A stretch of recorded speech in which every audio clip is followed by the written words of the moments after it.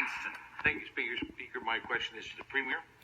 In my supplemental question yesterday, I asked this government if the people of Ontario should prepare for internment camps.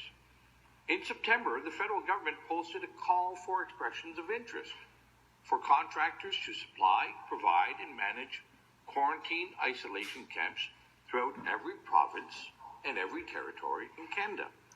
These quarantine isolation camps, however, are not limited to people with COVID, but provide a wide latitude for many people to be detained.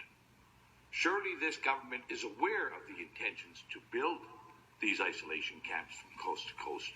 And my question to the Premier is, how many of these camps will be built? And how many people does this government expect to detain? Question. Government House Leader. Thank you, Mr. Speaker.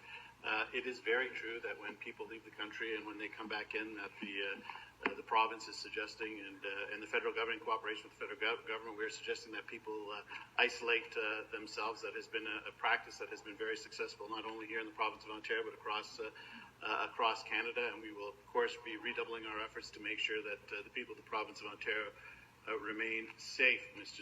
Speaker. So if the member is referring to the fact that that one of the public health policies is that when you return from a jurisdiction outside of the province of Ontario or from another country, that you isolate yourself for 2 weeks, I would suggest that has been a good policy that's been working. In fact, this House has been doing the same thing since we came back.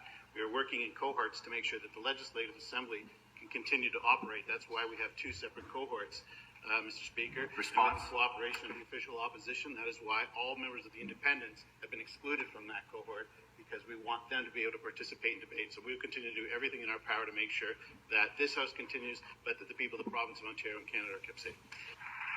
Supplementary question. Again, back to the Premier.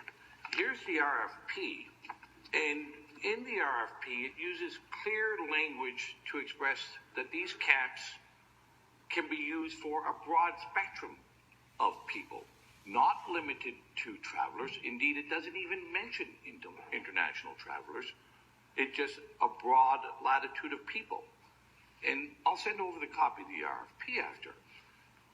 So your government must be in negotiations and aware of these plans to potentially detain and isolate citizens and residents of our country, in our province. So, Speaker, to the Premier, where will these camps be built? How many people will be detained? And for what reasons? For what reasons can people be kept in these isolation camps? And I'd like to have the Premier assure the people of Ontario. Member, take a seat.